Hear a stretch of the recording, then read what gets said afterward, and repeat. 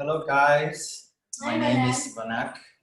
I'm a graphic designer at the ID Consultants. So today I'm gonna show you about the beginning of the graphic designs. So I'm sorry if my English is not very good, but I'm trying to use my creative English. Okay? So today we are going to talk about the beginning of graphic designs. So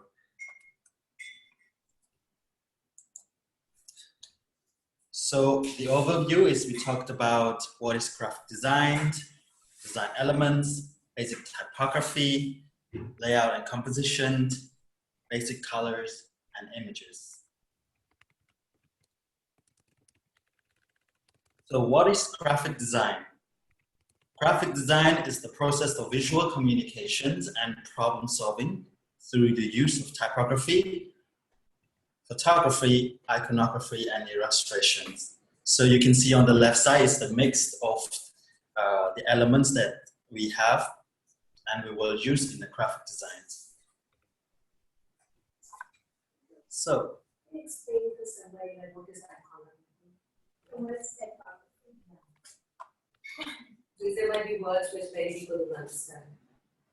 okay, so there will be an explanation on typography, photography, iconography, and illustrations down later in our slides. Ooh, okay. So, due to the times we're having, so iconography, I can explain you now. Iconography is the objects or the icons that made from illustrations, but it created the small elements of the icons and become the objects that can be shown in different areas to show of understanding what is it, how to use it, and what is it look like. For example, on the left side, you can say this is an icon. So it's like iconography. Can you point to it again? It's easier for me. So this, so this could be iconography, and this can be typography, and this is photography. These all shapes. They all can be illustrations.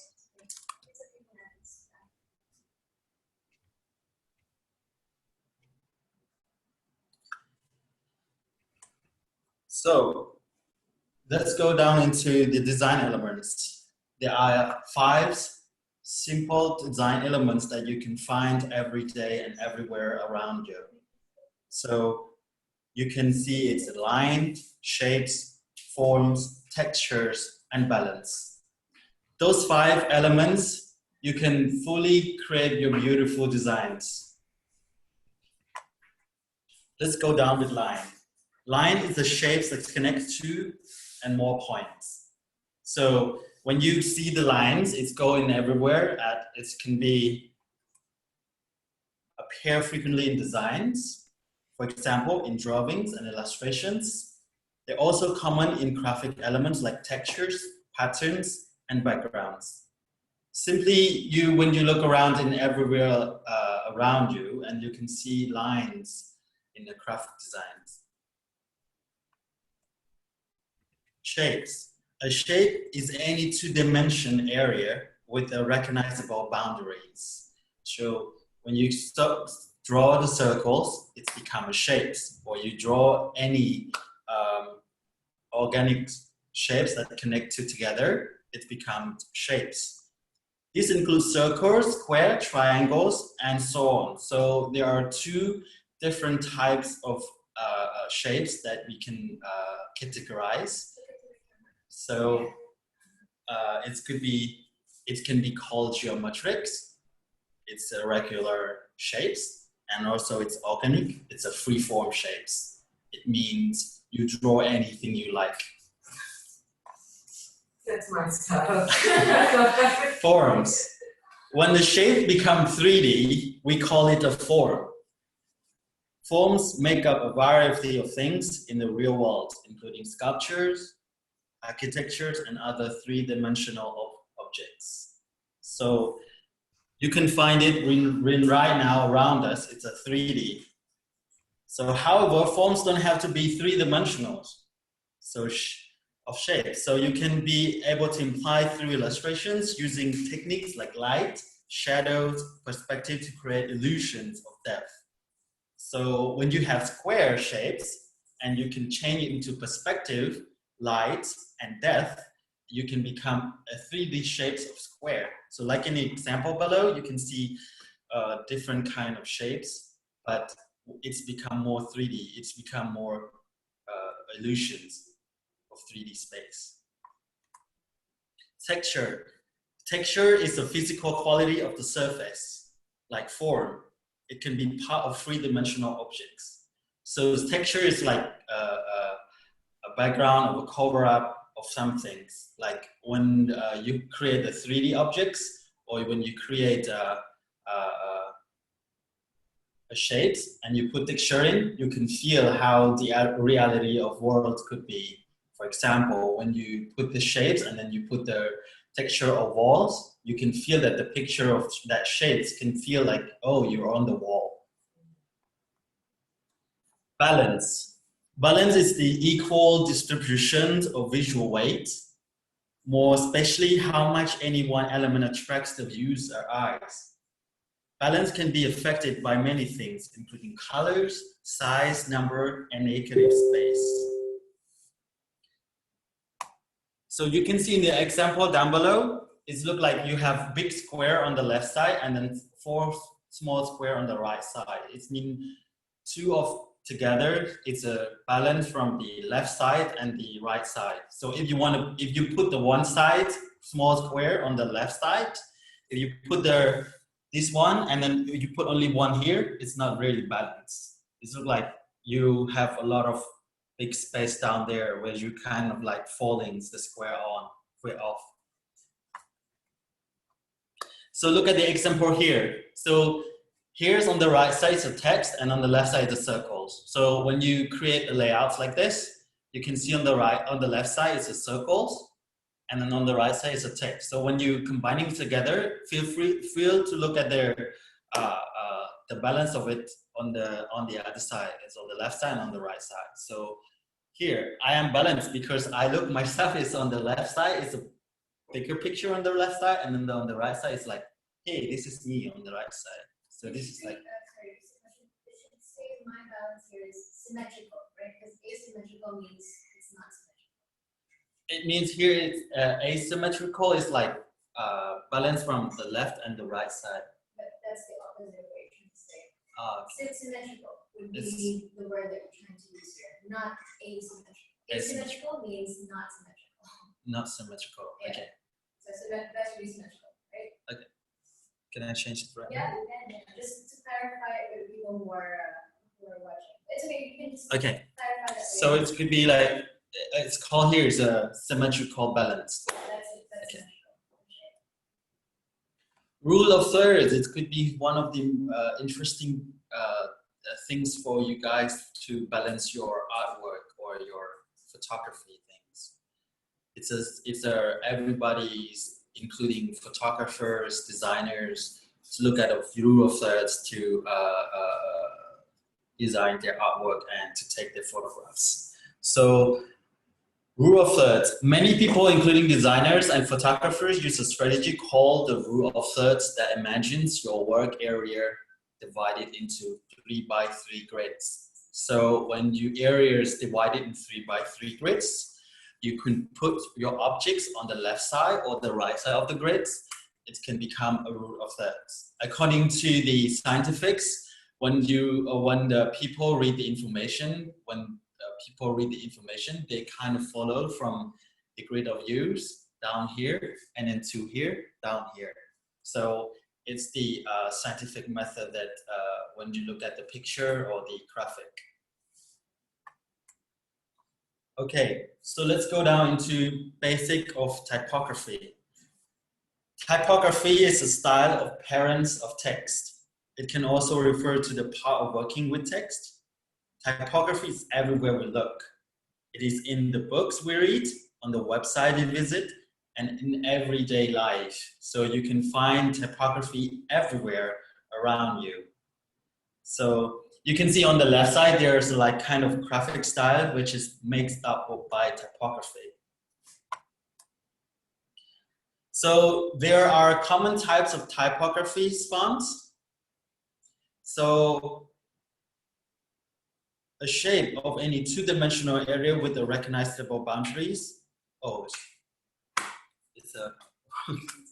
it's a wrong explanations. But there are three different type of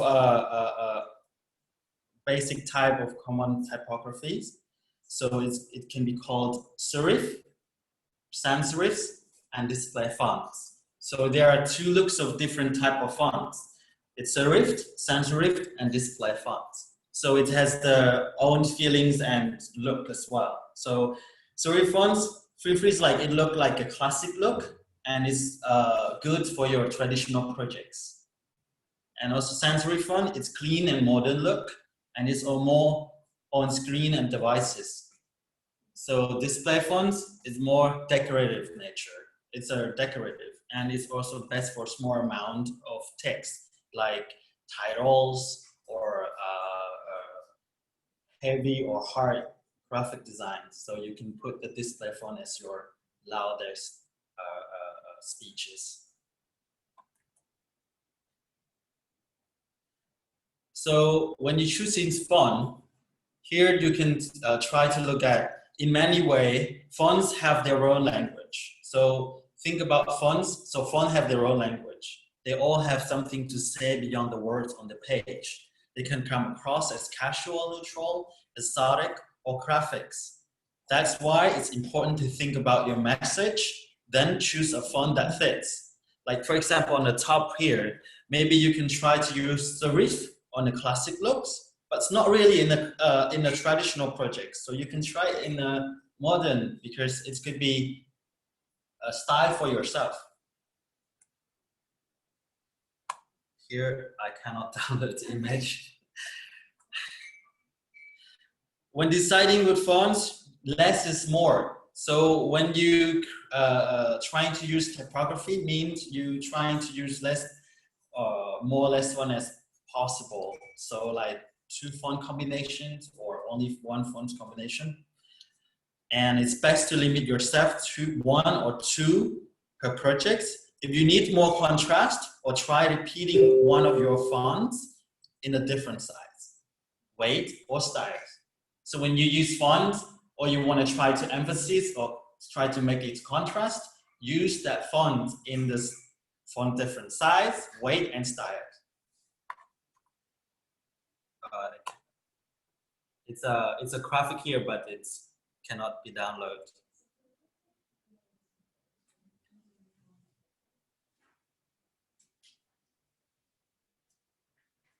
So when you're combining fonts, it means like you don't have to limit yourself into your fonts. So when you say combining fonts, you can say opposite attract. It means when it's opposite each other, it attracts people's eyes view.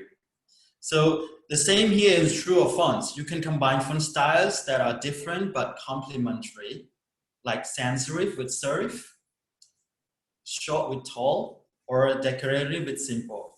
So here is a serif, and then this is a sans serif. So they mix together. You can see different feelings of it, or you can say, oh, this is a title of our project, or this is a content content fonts. Here's also, this is a fat or a short font, and then this is like a condensed tall fonts. They can go together like a modern fonts. And also this one also as well, like this one is a decorative, or this one is like display font, and then together mixed with a simple fonts.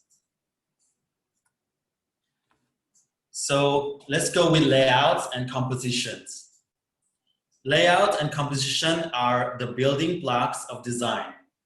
They give your work structure and make it easier to navigate from the margins to the sides to the content in between. So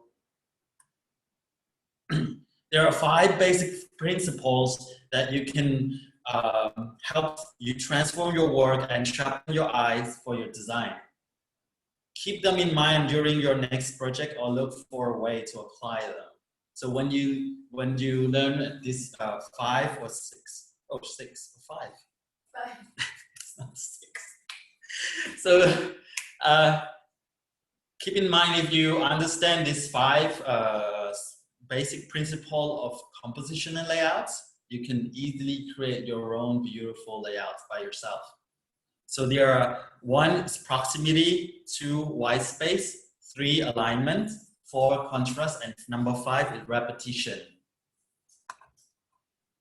Proximity. Proximity is all about using visual space to show relationships in your content. Groups that are not related to each other should be separated to visually emphasize their lack of relationships. So here, you can see the example on the right. Here's they are grouped together because they are circles, so they can be grouped together as a proximity of them. Like, hey, I'm the circles, so I have the different feelings, different looks, different colors. So I should be together by our own selves. So they say, don't go with me. So they go like, oh, I'm a circle, so I can go to myself, like the circle teams. And then like, oh, now we are the families in the triangle way. This is like a proximity of the triangles. So they can group together. Same as the content or the typography as well. So when you think about the contents, when you think about like, hey, this is a title, this is their phone numbers, or this is like email address. So, or this is a name. So you can separate them like, hey, I can go a title different and then like names in different space and then give it a space to each other. So you can group the information. This is called proximity. White space. White space is an important part of every composition. Why doesn't mean literally white space. So white space is like negative space. Like a space between your content, between lines, and even outer margins. Look here in the example on the top, like there's no one here, so I can breathe. So when you have white space, it means you can breathe. Like when you hold, when you're in a big room and then you have a space to breathe, it means it's called white space. So think about it, and then like when you design it, when you go in the design, and then go think about the white space, because it's also very important to let people look at your design and easy for them to read and like breathing out. Alignment. Alignment is something that deal with all the times. Even if you don't realize it, whenever you type an email or create a document, the text is aligned automatically. So when you talk about the alignment, it's like you make people use to order your document, to organize your document and stuff like that. So like there in examples, I'm aligned left, I'm in the center now, or aligned right is awesome. So you can say like, whatever your design is, you can align it to the left, you can align it to the center, you can align it to the right, according to your like and look and feels. But the most important thing is to be consistent. When you align it, you make them more consistent on your design. Contrast. Contrast simply means that one item is different from another. In layout and compositions, contrast can help you do many things, like catch the reader's eye, create emphasis, or call attention to something important. So when you say about the contrast, it's very important when you design something, you create or you want the reader's eyes to follow your things. It's like here, like it can be contrasting with colors like this, like red and yellows. You can be like, hey, it's very contrasting. It could be like very danger, right? It can be very danger. And also here, the bigger text and the smaller text. So this like, oh, I'm your text. So this is like more contrast than the small one. So this people can be oh, I can read this, then I can read this. So it's like the contrasting from each other. So inside of contrast, you can learn about hierarchy. So a hierarchy is a visual technique that can help you navigate your work. Hierarchy is very important when you think about when you want people read your content. So here on the right side is the example. So here's the bigger text, and then this is the second text, and then the last ones. And then like when you look at on the poster on the right side, you can see which one you can read first. So when you read your text on the poster, you're gonna look at this, I'm the king, right? And then the small visual graphic, and then you go down to, anyway, I'm still the second tick for you to read. Is that right? So it's gonna be your second tick to read on the second one. And then like, oh, read me more for more detail and full of information. It's the last sentence that you're gonna read for the last post for these posters. So you got it, guys? Mm-hmm. Yeah. Repetition. Repetition is a reminder that every project should have a consistent look and feel. This means finding ways to enforce your design by repeating or echoing certain elements. So when you think about repetition, it means to make it more consistent. So you can see like here, I'm your main font. It's like font typeface, and like this font, this type of fonts, and also this kind of shapes.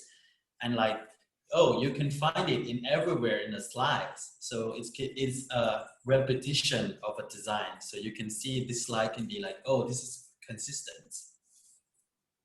So here is the example. Hi, I'm here, and you can see me everywhere in the slides. And then like, see the shapes, the colors, the text, the typefaces, and stuff like that can be in the slides. Everywhere you can find these. Okay, let's go down to the color. Colors play a vital role in design and everyday life. It can draw your eye in an image. Sometimes it can trigger an emotional response. It can even communicate something important without using words at all. So we're not going to go through very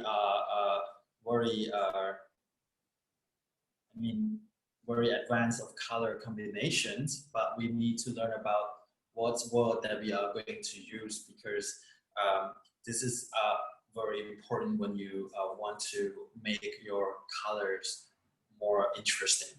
But can you just go to the chat for Zoom, because I think maybe some people are asking questions. Yeah.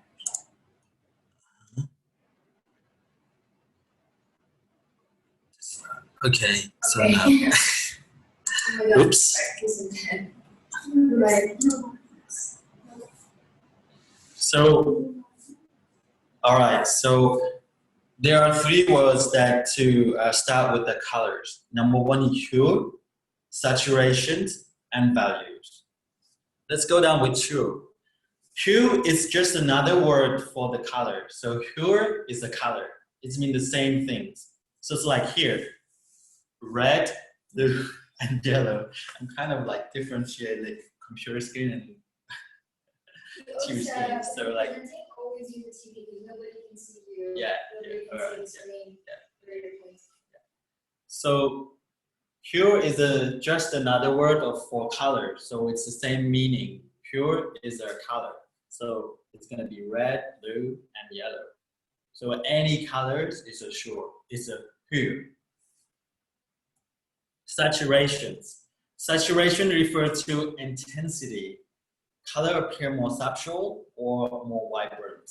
So here's like, here I'm red, but I can be more red, like brighter red, like shiny red.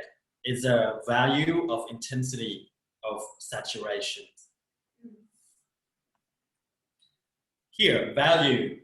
Value has to do with how dark and light the color is. So when you have one blue, and then you can go with the black one, this is how value of your color blue could be. And then when you go with the blue and then go with the white ones, is a value of it. You can turn down the color of blue. This is the value.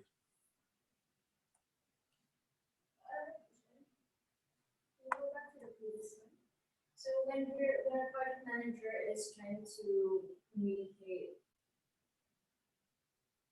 a change in value of a color, do we just say lighter, darker? Is that? Yeah. Okay. If, for example, let's say it's like the blue is the primary colors, and then they say, oh, I just wanted to know that my brand colors could apply, or something can be lighter or darker or not. So in here you can't, because this kind of blue, this is the main primary colors, and then you can apply it in the darker area or in the lighter area of your colors. So you can apply this color of blue into town to turn it to light or turn it to dark, refer to its design. I guess my question is, when will we ever use is it relevant to when there's a project? Do we ever refer to anything with value of a color, or is it always just like lighter or darker? We use RGB because that's what websites use. Like you use CMYK for printing, and then you use RGB and the percentage of RGB basically, right? To see what the right shade of color is. Is that what you mean by value? No, this is the value. It means like it's not RGB or CMYK for printing. It's not kind of that. It's the value inside the colors. So it's like the value, the color of blue. Well, let's say the blue is the primary color, and then if you want the values, if you want the blue is darker or you want the blue is lighter, you can add with the black or white, mix combining with blue, so you can see how value it is, like how bright or dark it is. You know, like if you want it like brighter blue, or you want it darker blue, so you can add with black and white. So it's like easy to get confused between saturation and value. Yeah. It's kind of very similar, but saturation is more like vibrant. When you say blue, and then like when you add blue, and then like, hey, I want to add saturation, it means blue is more vibrant. It doesn't mean like it's lighter or darker. It means more vibrant. It means shiny and vibrant colors of blue. It still have the value of blue, and you can see the color of blue, but it doesn't mean you turn down the values. It means the different shade is like this, and the value is like you add the darker tones and the lighter tones to the blue, and you see the color of I think, the so my values. understanding is like the HSD model that you are with, it's a very graphic designer's model. So it's more like a conversation between a graphic designer And another graphic designer. But this is not so much used by project managers and designers, right? Okay. Yeah. Okay, cool. Interesting. So if you want to learn more about how the colors and how to mix your color and how primary and secondary your color is, feel free to go to the website gcfglobal.org and the beginning of graphic design, and you can see how they teach you about the colors. Images. Images can be powerful force in design. No matter what the subject, we're naturally drawn to them. From beautiful high-definition photos to carefully crafted graphics, they're usually the first things we see. So here is an example. I'm successful. It looks like you create beautiful mountains and then there's a text. So it's like these kind of pictures can draw your eyes of views that this is like a top, what is this called? Like a windmill or White House here, and then like lighthouse. Yeah, lighthouse, and then like, hey, I'm successful. So it's like it doesn't mean that you put the person or something that have the meanings, but also you can put something that express that this is successful. Like this is go to the top of the mountain, and you're trying hard to climb up the mountain, and it's a successful thing. So images is the hook that draws the viewer in. So it's like here, it's like a hook that can draw you into the subject that they wanted to say. So here's like here is a subject that I wanted to say that I'm successful, and then you can see the picture here, and then like you're like, ah, I got you. Okay. So there are two different types of images. There are raster and there are a vector.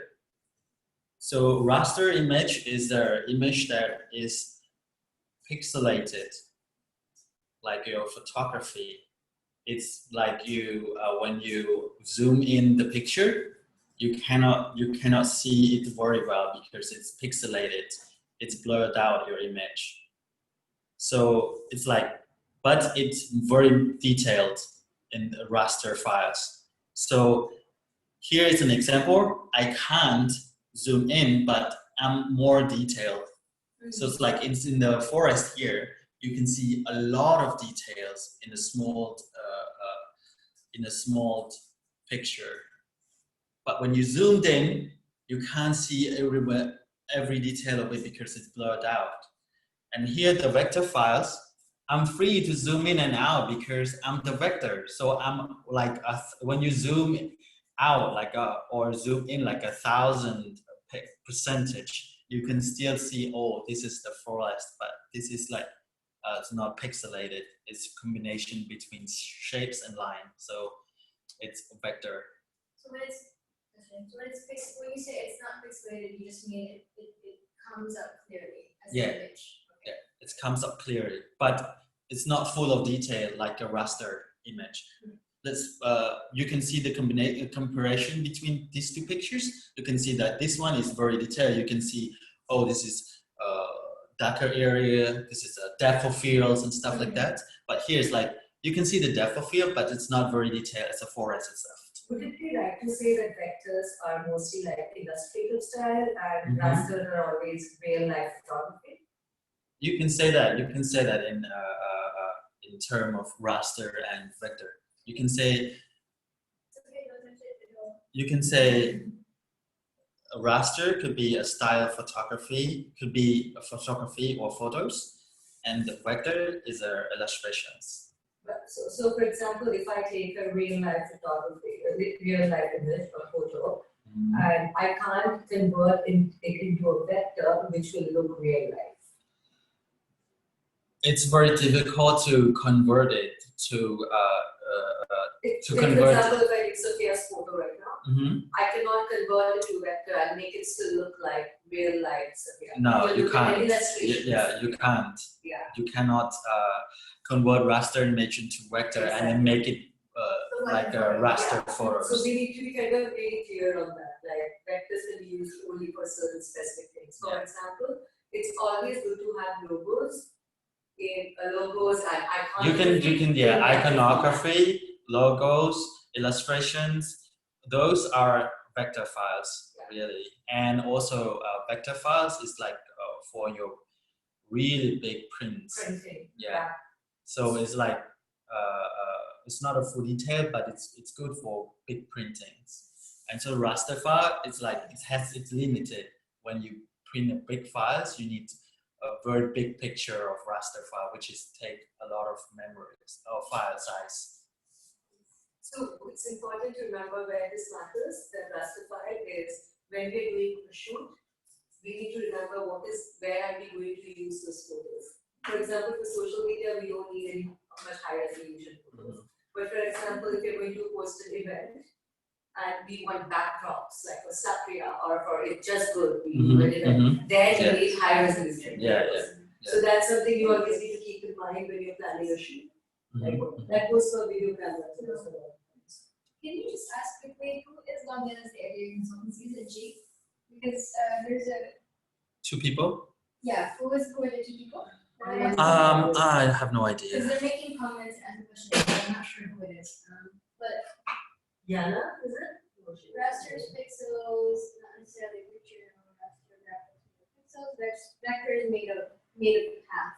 I think that's Yana. Wait, is that Yana? Sounds like Yana, yeah, that Yes, gives me a yes, plus. Oh, Kali. Kali. Oh my god. Oh, okay. Way to confuse Thank you. everyone. Yeah, raster is a pixel. I can answer to Kali. Yes, Kali, yeah. Kali is a sorry. Raster is the pixelated picture. So it is pixels. It's made by pixels. Okay. So and also vector is made by path or shapes. So it can be zoomed in or out freely. So when you say So, okay, quick question. For raster, we would need Photoshop. you can To use image, to finish an image, for image finishing, everything for raster would be Photoshop, but vector we would need Illustrator. Is that the difference? Some software difference. It could be a software specification, but mostly Photoshops can do vector and raster both, but not specifically to vector. And Illustrator can do both, but they are not specifically into raster. They're basically work with vector. AI is suited more for vector and Photoshop is more. And also, Kali, yes, when you say both, when you save file those vector and rasters, you save them into JPEG. It means you convert vectors and raster into raster pixelated files. Okay, that's So why you cannot zoom them in or out when you save the files. That's why nobody wants to start with JPEG if you want to edit. Yeah. You want to print. You don't need to be. Cool. So Let's move on. I think there's more, right? Yeah. Just make sure you check the chat when there's an orange part that lights up top. It just means someone's asking a question or. Oh, nice. Oh my god, that's amazing. So this is kind of like, as viewers, we are naturally drawn to the image that feel authentic, like distinct but believable photos, and graphic that tell a story. So it's like here, when you look at the picture, you feel like, oh, it's delicious. It can be like in a restaurant or something. So when you think about the picture, you feel about that, oh, what is it? What restaurant is it? Or where is it? Or it looks so delicious. So it's like, wow, it's delicious. So when you look at the picture, you feel already you want to eat, and you feel already that you want to go to a restaurant and where you want to go. And you want to, oh, I want this kind of foods. Then you want it to, hey, I want to go to that restaurant that have the same food like the picture. So that is how the picture, how the photo can be direct you. Vannak, that did such a good job. We're not having Korean. We have Korean financial share. Great. Okay. So if you not a photographer, you can find a lot of picture online. So you can use stocks. So there are plenty of both free and paid images online that we call it stock. So you can find them online, both vectors and rasters images. So you can find it everywhere online, and you can download it as a paid or free. Thank you for today, and if you don't have any questions, just punch my face. What? Hey, Kali, where are you? We need you. So do we have any questions? Do you guys have any question, or just like if you wanna go back into some of the slide which you don't understand? No, it's not my hand. Someone has something to say on the chat. You want to go on the chat? So if you guys have any question or don't understand somewhere, please let me know.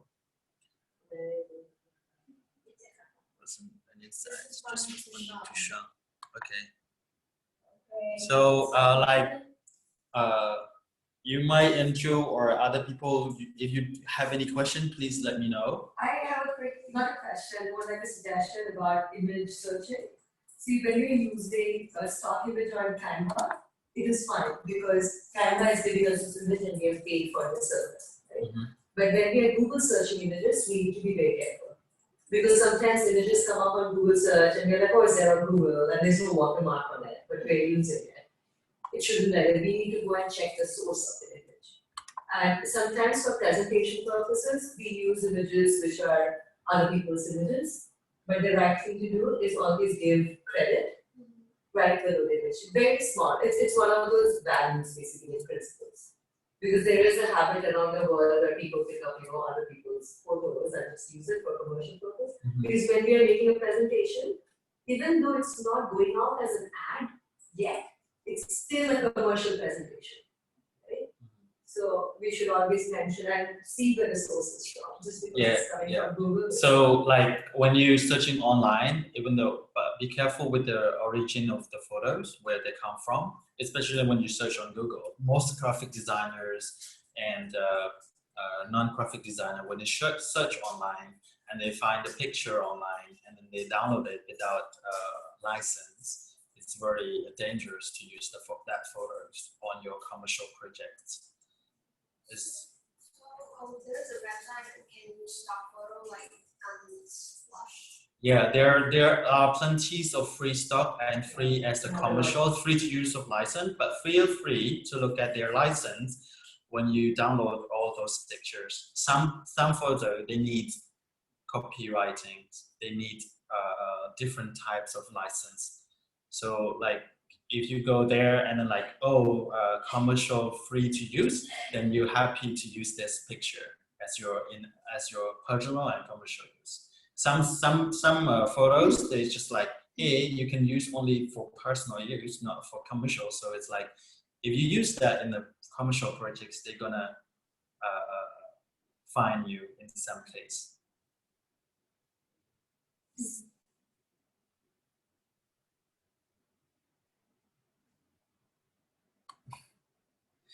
So it's like, hey, Vannak, graphic designer at the Idea Consultants.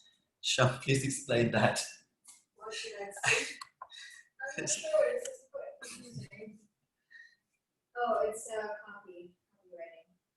Vannak, a graphic designer, missing an I, at the Idea Consultants, missing an S. Is that what that means? I know what you say. Oh, sorry, mine. So I would put A in cat, ideally. Yeah, like comma. A graphic designer, you should break after designer. Like here. Vannak, and no A, yeah.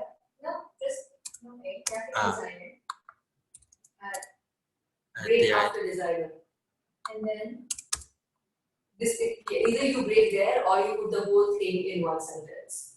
Graphic designer at the Idea Consultants can be one sentence. it could just be that also. It doesn't have to be a sentence, right? Vannak, graphic designer, Idea Consultants. Then You can say no full stops like this. Oops. And you can have your name in bold.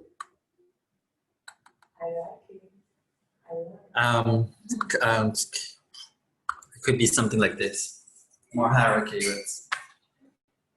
All right, guys. If you have any questions, please let me know. I'm free to answer all your questions, especially for interns, because you're gonna have their designs stuff for your project. So if you have questions, feel free to let me know.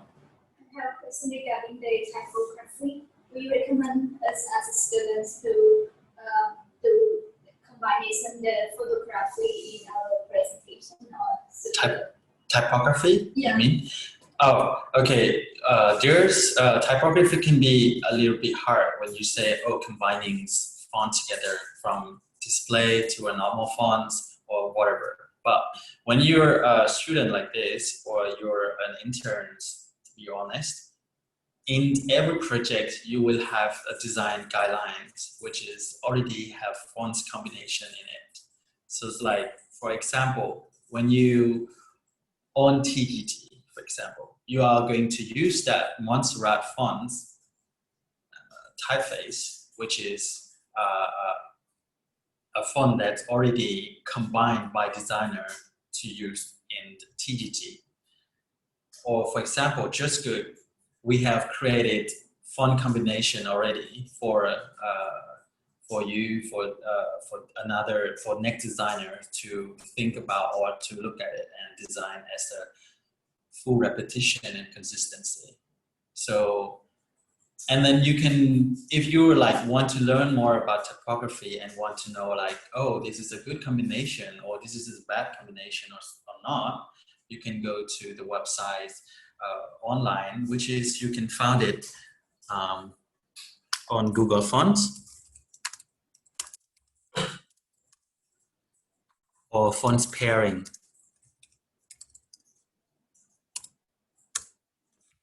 You can find fontpair.co is a website where you can see the combination between sans serif and serif, display to sans serif or display to serif fonts. Can you close the chat? Yeah. Here, this is a name of the name and example of typography combinations. So Forza Libre with Open Sans, so you can see the looks of fields at it. No, it's okay, I just sent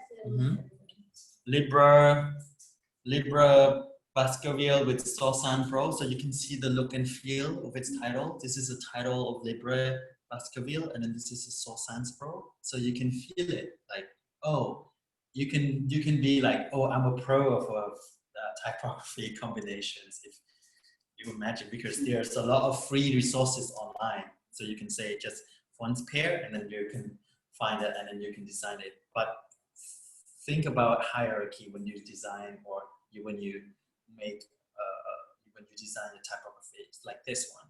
It's a hierarchy which is the titles, which is bigger than the smaller text, which is smaller text bigger than the links. So by hierarchy, what it means is basically how do you want people to read? Yeah. Right? What's the most important, Yeah. most at first information that you want people to read? What's the second? And that's where you will see terms and conditions in insurance or anywhere, basically, and always minimal because people don't want you to read that. Yeah. Right?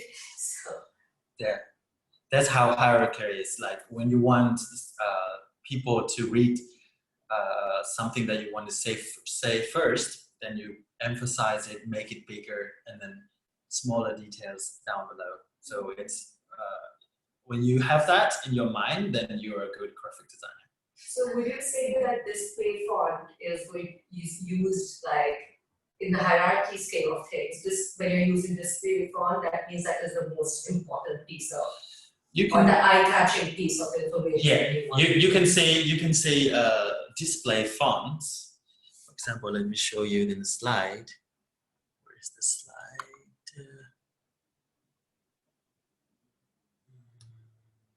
I'm so happy that you're interested in typography, which is Oh my goodness, awesome. I could watch a 3-hour show about typography. How do I present this one? So here's like as a display font. Is a font where you can like emphasize something that you wanted to say, like a bulky or louder graphics that you wanted to say. You can say like you cannot use display as the content fonts.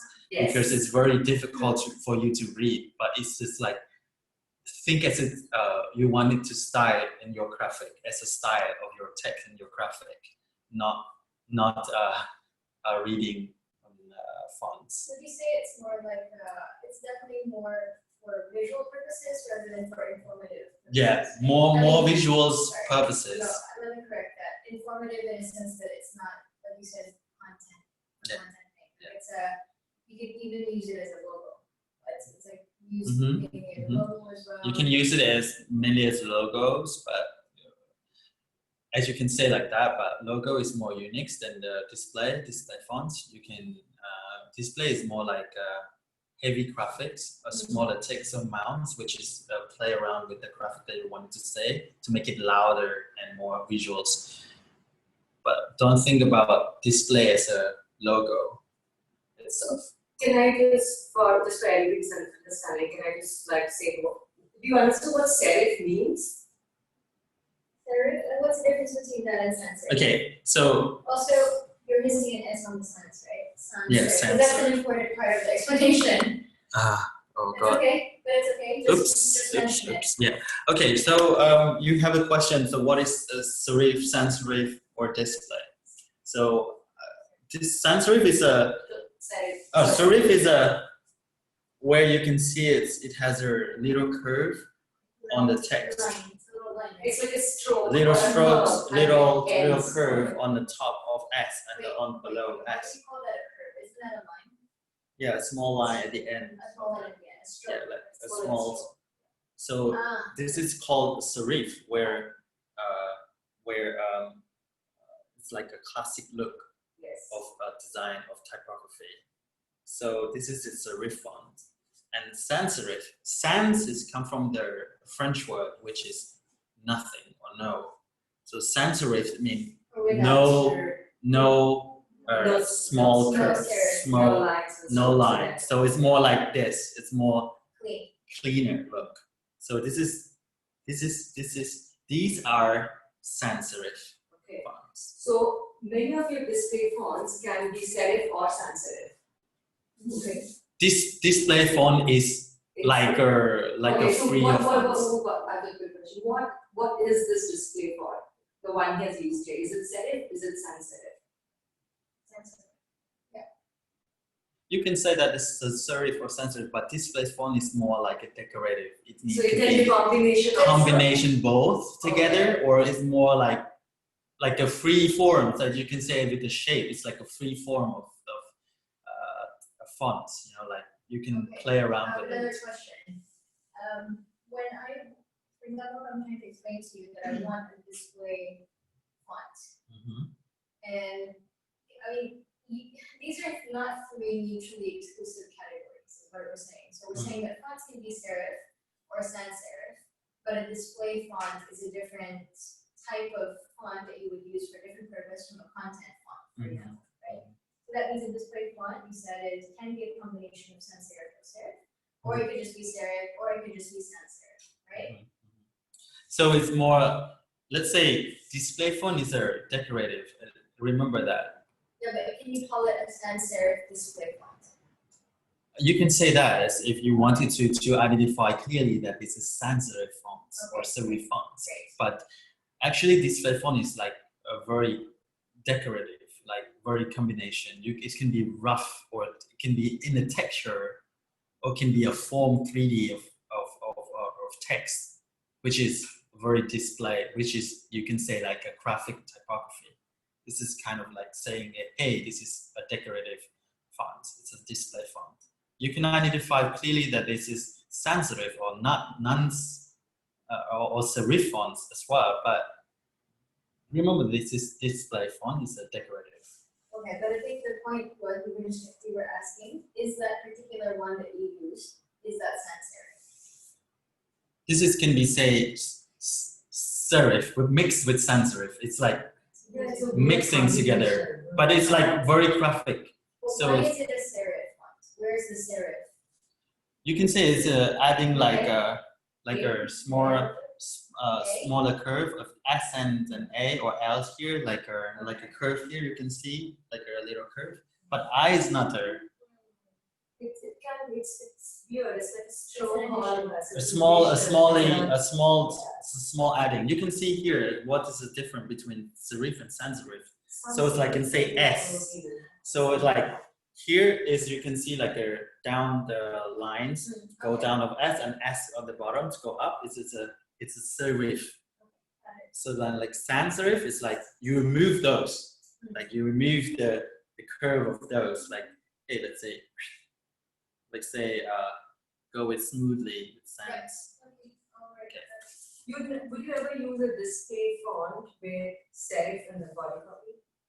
Serif and body copies. You can't in like wedding styles or something, or like think about, maybe we can say, hey, serif font is like a classic look and feels. So when you're combining with the playing around with the serif fonts, you can say, oh, there are some rules of using typography, but maybe you can say like there are no rules to use typography, but maybe you can feel that, hey, this is a feeling of a typography, and then you mix them as a type of style. It is like, oh, is it a wedding or is it marriage things? So you can say, oh, this is kind of like classic, modern, or you want to say, I want it to make it modern. So you can mix with display and then sans serif. Or you can say, oh, I want it to style it like a classic elegance look. So you can say, oh, I want to mix a display, or I want to use only the serif fonts, make it like bigger or lighter and whatever it is to make it more kind of elegant and classic. And balanced. Yeah, and make it balanced, especially. So for what artworks, do you have any fun to use, like if we combine the subject and sensitive, but there's like smaller text soft font kind of stuff. So for inner artwork, so how many font soft font should we have? 2 or Fun combinations. So here you can say, less is more. Let's say less is more. So you can combine, which I recommend only 1 or 2 fonts per artwork, which is easy for designers to design more cleaner look and more readables. Mean like it don't mess the people's eye views when you're combining fonts is not good. So I think the other thing, when you're combining fonts, see headline and body copy. So like when you So hey, let's say that. Let's say combining fonts and this one. So these are 2 fonts differently. So this combining fonts, and this is a title. So you make it like bold or bigger text fonts, and then like this one is a smaller for the content. So when you have sub font, just make it smaller, or for like links or whatever to make it color or whatever, because it's still is your font, but it can be like your hierarchy instead, your contrasting instead that you wanted to say about it. just a comment as well is I think it's important also to highlight. Of course, this is important for when project manager talks with the designer, but also design theories and how they affect behavior of people who are seeing the end result, right? And like how do we affect behavior with design, and how do we design based on behaviors? So there are 2 things, right? So things like hierarchy, for example, we know that people are drawn to the top and they read top down instead of from bottom up, right? That's why we arrange it the way that we do. So I guess just for next time, for the presentation, always link it back to what we're doing as a service, how we are designing for the humans that are using our services, so people that are reading our copy or looking at our social media designs, how does that affect them? This today is a bit more like, okay, how can a project manager relate better to a designer, or what words should we use to communicate to you? I think it's today is a little bit overwhelming for beginners because like a lot of information, but I think if they can go down to the slide again and they can look at each one by one, they can a little bit understand of graphic design. But I think today is more like together, and so they feel like some they understand, some they don't, but it's okay. But it always has to be relevant to what we do as well, right? It's only useful if it's relevant to what we do. Just one more thing, like the project manager's job when debriefing the designer or the creative team is not necessary to recommend a font. That is the designer's job to recommend what font needs to be used. Your job is to give the project, the designer and the creative team all the brand guidelines, all the brand details. So brand guidelines mean what are the fonts the brand is using. That is your job to give to the designer. It is the designer's job to recommend what font needs to be used, and the designer needs to give you a reason why he or she has chosen a particular font.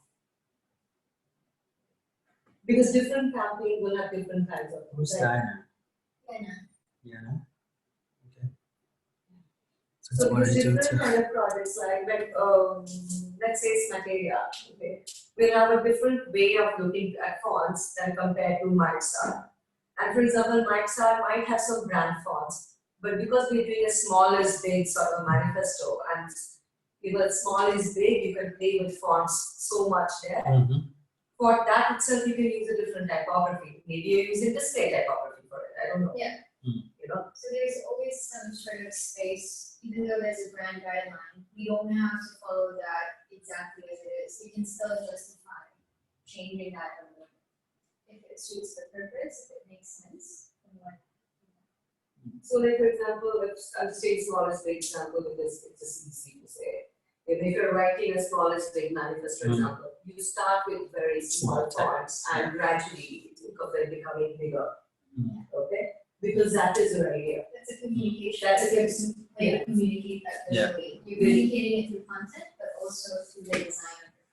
So you're using the typography itself as a part of the design. You're not adding more graphics or more images because the typography is creating that visual itself. So then you bend the rules a little bit here and there. So when we do the branding, like first when we start off something, and then we do the branding for colors, we suggest the color to the graphic designer and that can work with what we want and just the letters or just let the designer work on the colors. Okay, so when we write a brief, remember we are writing like what kind of mood we want, what kind of voice we want, what kind of tone we want when we do the Ascan project. And so the designer takes that brief and says, okay, so this is the message, this is the mood you want. If I say I want it to be strong and bold, okay, and strong, bold, women empowerment, then Vannak is going to use suggest a kind of font, right? If I say, no, I want this to be, more like about what I don't know, very soft and more graceful and more stereotypically ladylike, then maybe Vannak would use like a different cursive kind of a font. I don't know. So that is what Vannak would suggest. But what we can do, how we can help the designer creatively, is to find what trends are. Yeah, like these are brands that our clients admire. They want to be like these brands. This is what these brands look like. So then you give them some references. This is what what our clients feel what we are thinking. Okay. But at the briefing stage, it is actually a very open discussion at further time. It is not set in stone because you're still developing. So we have, project manager has their suggestion, and the design team, creative team will have their suggestion, and then you discuss and see this is why it works, this is why it doesn't work, and this is why it works. And then you come to a conclusion. So it is not set in stone. It's still suggestions, recommendations, and then you collaborate.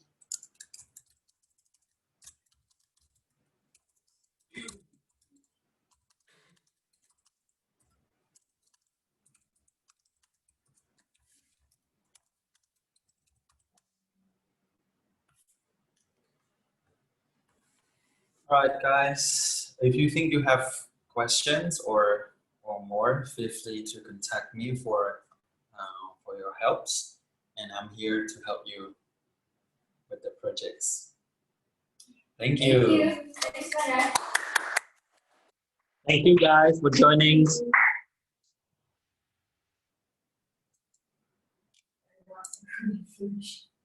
I want lots of food.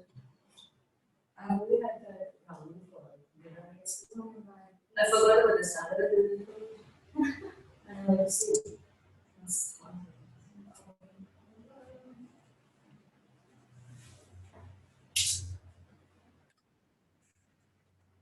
How do you feel, Vannak? It's okay.